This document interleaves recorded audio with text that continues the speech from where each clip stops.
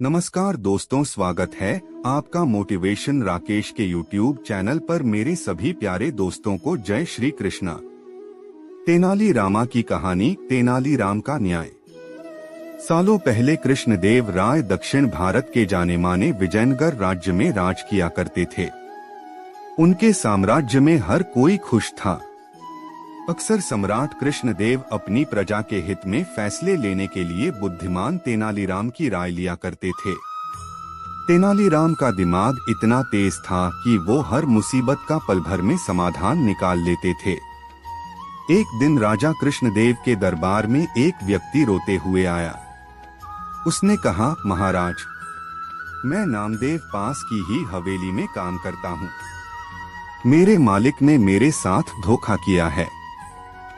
मुझे न्याय चाहिए। राजा कृष्णदेव ने उससे पूछा कि आखिर ऐसा क्या हुआ है तुम्हारे साथ। नामदेव ने राजा को बताया कि करीब 5 दिन पहले मैं अपने मालिक के साथ हवेली से पंचमुखी शिवजी के मंदिर गया था। तभी काफी तेज आंधी आने लगी। हम दोनों मंदिर के पीछे के हिस्से में कुछ देर के लिए रुक गए।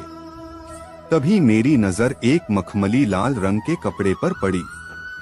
मैंने अपने मालिक से इजाजत लेकर उसे उठाया। देखा तो वो एक छोटी पोटली थी जिसके अंदर 2 हीरे थे।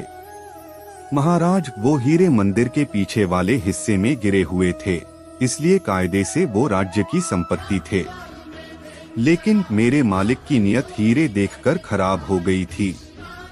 उन्होंने मुझे कहा कि अगर तुम किसी को नहीं बताओगे तो आपस में हम दोनों एक एक हीरा बांट लेते हैं। मेरे मन में भी लालच आ गया था, इसलिए मैंने इस बात के लिए हाँ कर दी।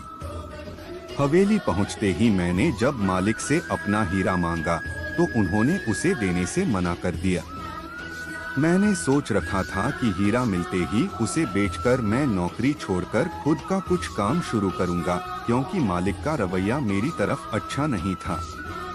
आगे नामदेव ने महाराज से दुखी आवाज में कहा कि मैंने 2 दिनों तक मालिक को मनाने की कोशिश की, लेकिन उन्होंने मुझे हीरा देने से साफ मना कर दिया है। अब आप ही मेरे साथ न्याय कीजिए। नामदेव की बातें सुनते ही सम्राट ने तुरंत अपने सैनिकों को भेजकर अपने दरबार बुलाया। उसके आते ही जब महाराज कृष्णदेव ने हीरे के बारे उससे पूछताछ शुरू की। जवाब में उनसे कहा कि ये मेरा नौकर झूठ बोल रहा है। हाँ, ये सच है कि उस दिन हमें मंदिर के पीछे के हिस्से में हीरा मिला था। मैंने वो हीरे इसे राजकोष तक पहुंचाने के लिए कहा था। फिर 2 दिन बाद जब मैंने इससे हीरे जमा करने की रसीद मांगी तो यह घबरा गया और सीधे मेरे घर से निकलकर आपके पास आ गया। तब से यह सारी झूठी कहानी आपको सुना रहा है। तभी महाराज ने नामदेव के मालिक से पूछा कि क्या आपने इसे हीरे किसी के सामने दिए थे। नामदेव के मालिक ने कहा, हाँ महाराज, मैंने अपने 3 नौकरों के सामने इसे हीरे की पोटली दी थी। यह जानते ही राजा कृष्णदेव ने उन तीनों को बुलवाया। नौकरों ने दरबार में पहुंचते ही नामदेव के खिलाफ गवाही देते हुए कहा कि उनके मालिक ने नामदेव को हीरे उनके सामने ही दिए थे। तभी दरबार से निकलकर कुछ देर महाराज अकेले में अपने मंत्रियों से सलाह-मशवरा करने लगे। सबसे पहले राजा कृष्णदेव ने कहा कि मुझे नामदेव सच्चा लगता है।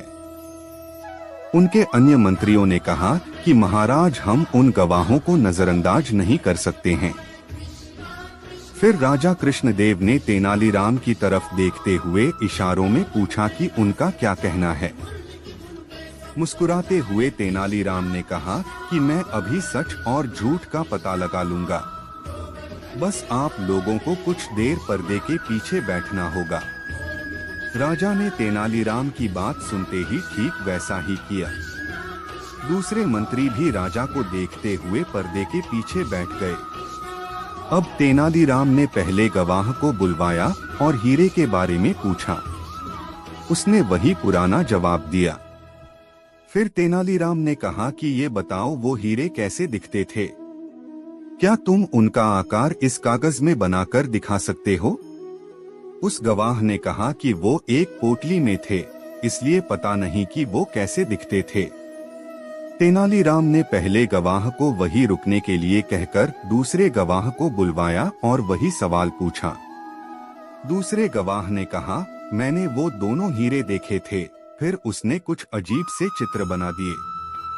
फिर तीसरा गवाह तेनाली के सामने आया और उसने जवाब में कहा कि हीरे एक कागज में लिपटे हुए थे, इसलिए उसने उन्हें देखा नहीं। पर्दे के पीछे बैठे राजा ने तीनों गवाहों की बातें सुनी थी। सबकी अलग अलग बातों से यह स्पष्ट हो गया था कि नामदेव सच बोल रहा था और उसका मालिक झूठ। तीनों गवाह को भी समझ आ गया कि उनका झूठ पकड़ा गया है। सभी ने महाराज के पैर पकड़कर उनसे माफी मांगते हुए कहा कि हमें हमारे मालिक ने झूठ बोलने के लिए मजबूर किया था। हम ऐसा नहीं करते तो वो हमें काम से निकाल देते। राजा कृष्णदेव अब सीधे दरबार गए और नामदेव के मालिक को गिरफ्तार करके उसके घर की तलाशी करने का आदेश दिया। कुछ देर बाद ही सैनिकों को उसके घर में हीरे मिल गए। बस फिर क्या था, महाराज ने हीरे जब्त कर लिए और उस पर 30,000 स्वर्ण मुद्राओं का जुर्माना लगा दिया। उसमें से राजा ने 10,000 स्वर्ण मुद्राएं नामदेव को दे दी। कहानी से सीख। इस कहानी से 2 सीख मिलती है। पहली कि किसी के साथ धोखा नहीं करना चाहिए, क्योंकि धोखे का अंजाम बुरा ही होता है। दूसरी सीख यह मिलती है कि बुद्धि से हर किसी का झूठ पकड़ा जा सकता है।